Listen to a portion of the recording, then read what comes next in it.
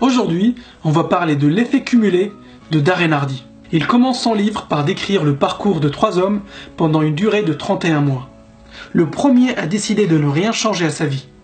Le deuxième a acheté une grande télé, a commencé à regarder des émissions sur la cuisine. Ensuite, il a installé un mini-bar dans sa maison pour recevoir ses amis. Et le troisième a décidé de lire 10 pages par jour. Il a aussi réduit ses apports caloriques de 125 calories par jour. Il a juste arrêté de boire un café au lait tous les matins. Au cours des 9 mois qui ont suivi, rien n'a changé. Il n'y a aucune différence entre les 3 amis. Après 15 mois, tu commences à voir des petits changements. Mais au bout de 31 mois, il s'est passé quelque chose. Le premier, qui n'avait rien changé, était un peu triste parce qu'il n'était pas devenu une meilleure personne. Il n'a pas évolué. Il n'a rien appris de nouveau et sa vie ressemblait à celle d'avant. Le deuxième, qui a fait des choix négatifs, a pris 13 kilos et son couple battait de l'aile car il ne passait pas beaucoup de temps de qualité avec sa femme. Et le troisième, qui a fait des petits changements positifs dans sa vie, a perdu 13 kilos et il est devenu en meilleure forme. Il va probablement vivre plus longtemps. Il est devenu plus positif et plus cultivé parce qu'il lisait 10 pages par jour de façon consistante. Il a aussi développé ses compétences professionnelles et a réussi à décrocher une promotion au travail. Darren Hardy nous explique que des petits changements positifs et de façon consistante peuvent transformer ta vie de façon radicale sur le long terme.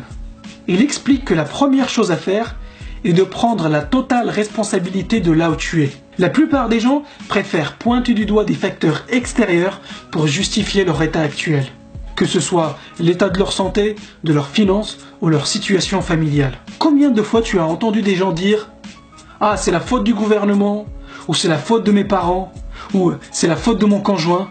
Darren Hardy nous explique que le jour où tu prends la totale responsabilité de ta vie ou de ce qui t'arrive, tu feras le premier pas vers ton succès. Car il ne croit pas en la chance. Il explique que la chance arrive quand la préparation rencontre une opportunité. Darren Hardy insiste beaucoup sur l'importance du momentum qu'il appelle Big Mo dans son livre. Pour expliquer ça, il donne l'analogie de la fusée qui décolle. Elle dépense 80% de son énergie au décollage dans les 2 ou 3 premières minutes, car elle a besoin de toute cette énergie pour quitter le sol. Mais une fois en orbite, elle n'utilise quasiment plus son énergie. Il explique que c'est la même chose qui se passe dans notre vie. Les premiers mois où tu vas commencer à lire 10 pages par jour, cela va te demander beaucoup d'énergie et aussi beaucoup de discipline pour te motiver à lire tous les jours. Il dit que ça demande beaucoup d'efforts pour résister à la tentation des différentes distractions qu'on a dans notre vie et de se concentrer sur ce qui est vraiment important pour nous. Et c'est justement là où se fait la différence entre ceux qui réussissent et les autres. Ta mission est d'éliminer toutes les influences négatives de ton environnement pour créer un environnement propice à la productivité et l'efficacité. Tu dois garder une trajectoire positive dans la direction de tes objectifs. Pour cela, tu dois apprendre à réagir aux influences qui t'entourent pour rester sur la bonne trajectoire vers ton succès.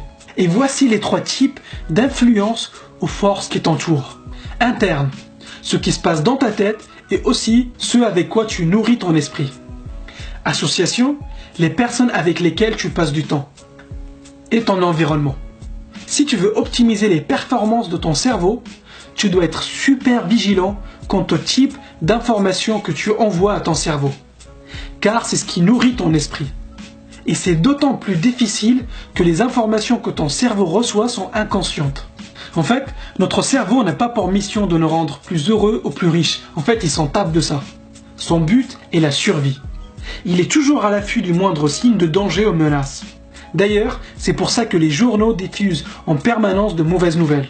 Car on regarde de façon beaucoup plus attentive quand c'est une mauvaise nouvelle ou un fait divers. Ce type d'information négative a un effet néfaste sur notre cerveau. Car celui-ci va se concentrer sur les mauvaises nouvelles au lieu de se concentrer sur tes objectifs. C'est pour cette raison qu'il faut faire attention à bien filtrer ce que tu regardes, ce que tu écoutes, avec qui tu traînes, tes sujets de discussion, etc. Donc pose-toi la question, avec quelle personne tu passes la plupart de ton temps? Car les sujets de tes conversations déterminent la qualité de ta vie. Ils déterminent ton attitude, tes choix et aussi ta santé mentale. Jim Rohn répétait souvent que nous sommes la moyenne des 5 personnes avec qui on passe le plus de temps. Ces personnes peuvent soit te tirer vers le haut, soit te tirer vers le bas. Donc fais super attention à tes fréquentations. Et il finit d'ailleurs son livre par une citation de Jim Rohn qui disait « N'espère pas que les choses soient plus faciles, mais espère plutôt d'être meilleur ». En d'autres mots, ne blâme pas les autres pour ce qui t'arrive.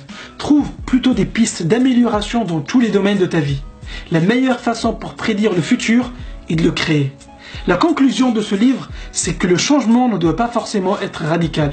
Tu peux faire des petits changements dans ta vie de tous les jours qui, sur le long terme, auront un impact gigantesque grâce à l'effet cumulé. J'espère que tu as aimé cette vidéo, dis-moi ce que tu en penses dans les commentaires et si tu veux recevoir d'autres résumés de livres comme celui-ci, abonne-toi à la chaîne.